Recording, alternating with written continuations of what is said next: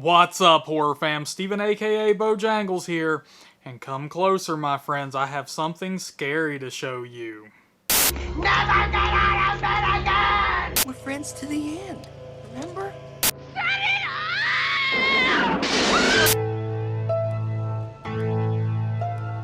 Jamie Lee Curtis is ready to return, but she's wiping the slate clean, so to speak, as Halloween H20 ignores everything except for the first two films. So, we're picking up 20 years after her first encounter with Michael Myers.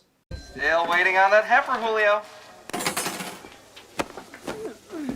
Fuck you, fuck you, fuck you. You're cool. And fuck you, I'm out. Since then, she's become a victim of crippling PTSD, is a functioning alcoholic, has been married and divorced. Well, Dad is an abusive, chain-smoking methadone addict. Who would attract someone like that? Ouch. And just think, he left you. Has a kid played by Josh Hartnett, and teaches at an upper-class school. You can tell it's upper-class by the stupid uniforms they make the kids wear, and it has a gate, which is guarded by LL Cool J. We're paying the bills, aren't we? But like a bad case of the herpes, Michael Myers is back 20 years later, ready to kill off his sister and anyone else who gets in his way. That being said, let's take a look back and go over 10 things you didn't know about Halloween H20. Number 1. H20 goes straight to DVD. Originally, Jamie Lee Curtis was never meant to be in what was known at the time as Halloween 7 and later became Halloween H20. It was also slated to be the first Halloween film with no theatrical run. However, as more producers came on board the project, Bob Weinstein approached Jamie Lee Curtis, who decided to return to the series as a thank you to the fans. And I did it out of loyalty to the fans of Halloween, as my way of saying thank you so much for, being supportive. Number 2. The return of John Carpenter. The studio wanted to get John Carpenter back, and were in negotiations with him, but he wanted $10 million to take on the project. A hefty amount of money for a director. Carpenter believed this to be a fair fee because he thought he was screwed out of some of the profits from the original film. This wasn't going to fly with producers, so negotiations came to a halt.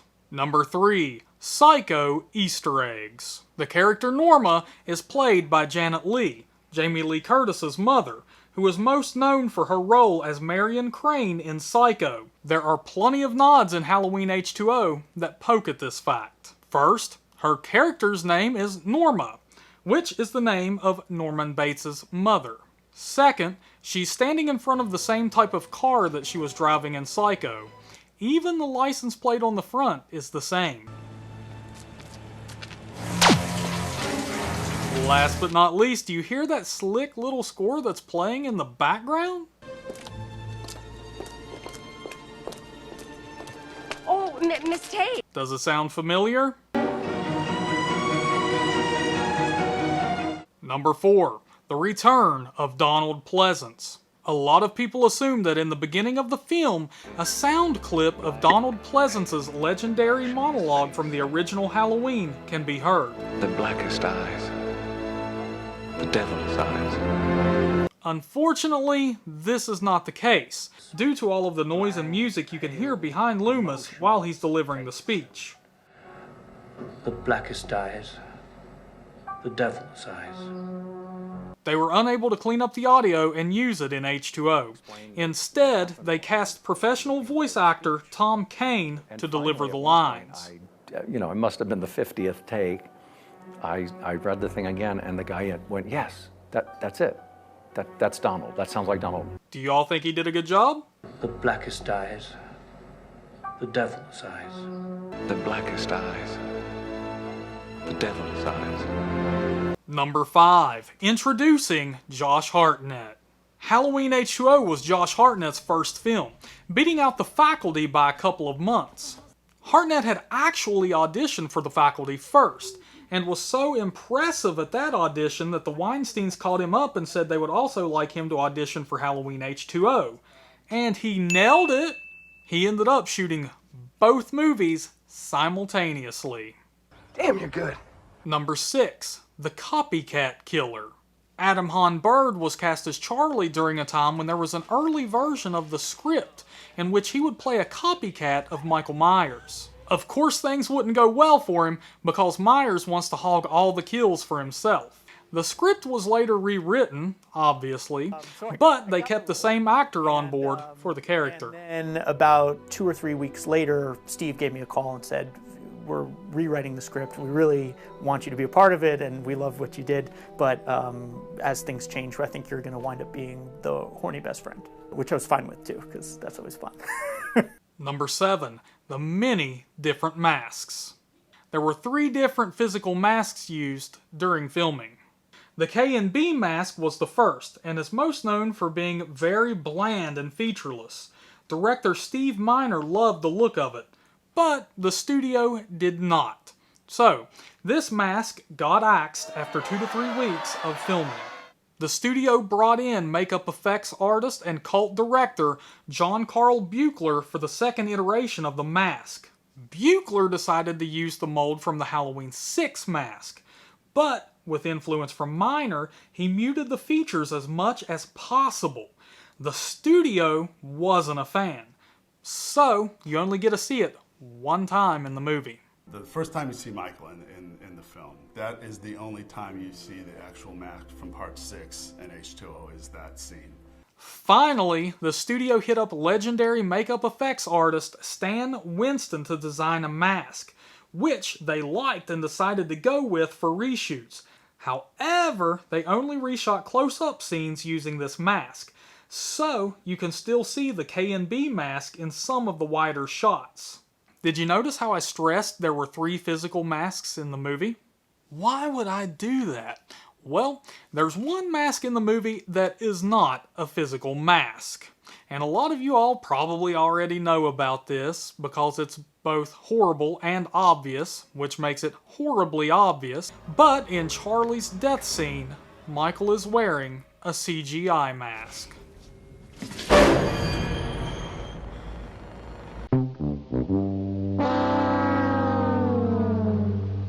Number 8. Music makes a difference. Steve Miner had an ambitious vision of what he believed the score for the film should sound like, and composer John Ottman of The Usual Suspects fame happily obliged.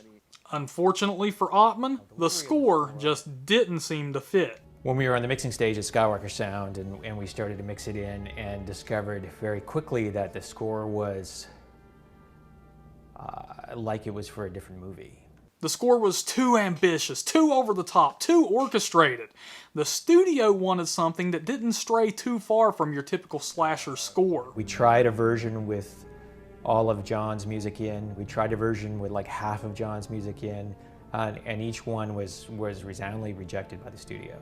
The studio flew in composer Marco Beltrami, then best known for his scores for the first 2 Scream films, to redo the score for H20. They didn't have enough time to completely redo it, so some of Ottman's work can still be heard in the film. So how different was some of Ottman's stuff compared to what we got? Well, let's take a listen.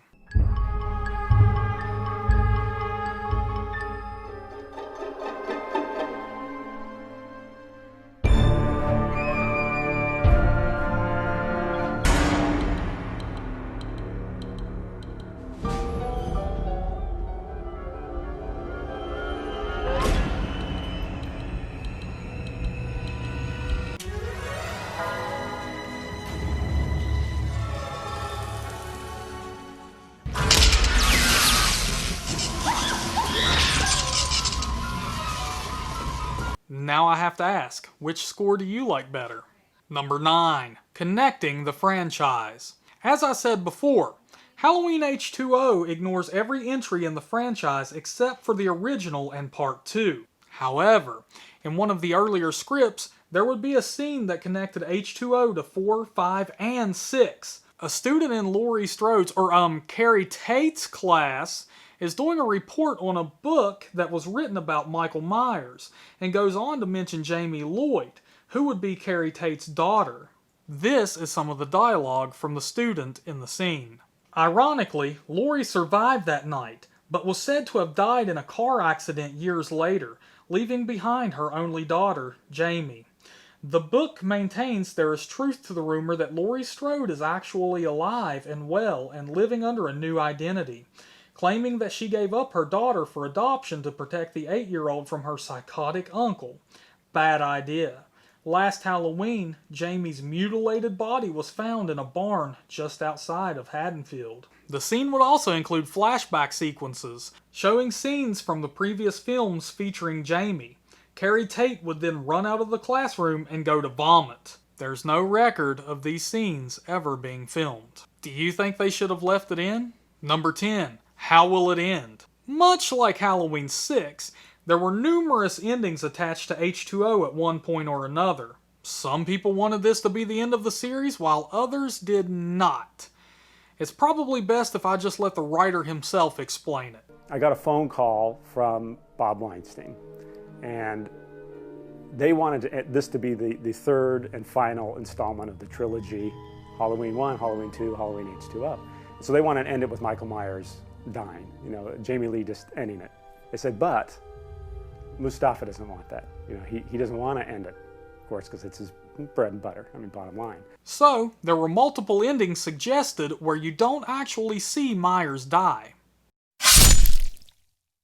We had a draft where there was this whole dance scene in a gym, and it had like this, It's a Wonderful Life, where, the dance floor opens up and there's a pool underneath. And we did this whole scene where this thing's opening up, and Jamie Lee, Laurie Strode's got the axe, and she's battling Michael Myers, and he falls in the water and pulls her in after him, and he's trying to crawl out. She grabs a javelin off the wall, and she drives it through him, and the floor is closing, and it closes on the javelin, so you assume he's been pierced and he's underneath the water, and that's it. She's won triumphantly. We had an ending that I wrote where they're on a bus, and it goes off a cliff, and it's teetering on this cliff, and there's this helicopter that comes to save Jamie Lee. And what's up with this series and helicopters? If you watch my 10 Things You Didn't Know About Halloween 6 video, you'll know exactly what I'm talking about. Michael Myers is grabbing her as this bus is teetering on the edge of this cliff, and just as the bus falls, down this ravine, she's lifted off by the helicopter, and so he just kind of fades into nothing, and you assume he's lost his life because he's been in this bus that's dropped, 300 feet. None of these cut it, because eventually the writer and producer Mustafa Akkad agreed to the ending that wound up in the film.